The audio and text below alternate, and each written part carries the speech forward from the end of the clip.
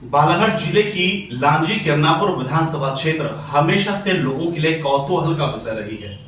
जब से पिछला विधानसभा चुनाव माननीय सुश्री हिना कांवरे और माननीय श्रीमान रमेश भटेरे के बीच जमकर टक्करबाजी वाला हुआ और उसमें रमेश भटेरे जी की हार हुई, उसके बाद से ही कयास लगाने चालू हो गए थे कि भाजपा से विधानसभा की टिकट आखिर कौन हासिल करेगा।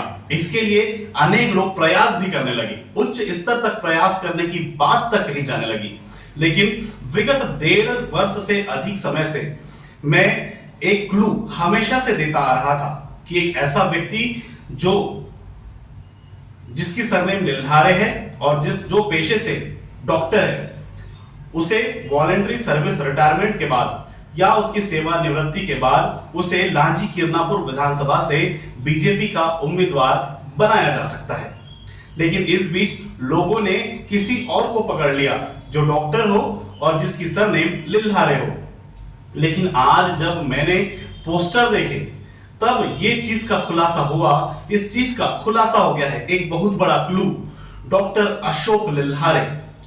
मेरे हिसाब से अब जो टिकट है माननीय रमेश भटेरे जी और डॉक्टर अशोक लिल्हारे जी, ये दो ऑप्शन सामने हैं। आइए जानते हैं इसके पीछे की एक संक्षिप्त कहानी। तो आज आप एक चेहरे से रूबरू होंगे जो भाजपा से लांजी किरनापुर विधानसभा चुनाव का भावी उम्मीदवार हो सकता है।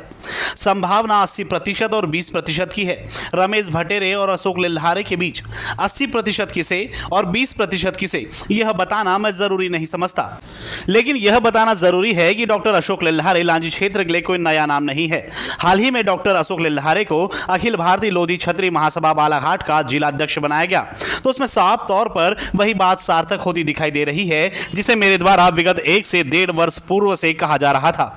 हालांकि इस बीच किसी और डॉक्टर को लेकर मीडिया ने परोस दिया, तो वहीं पूर्व में बसपा से चुनाव लड़ चुकी नेत्री का नाम भाजपा से उम्मीदवारी के तौर पर चलाया गया। लेकिन अब मामला स्पष्ट हो चुका है।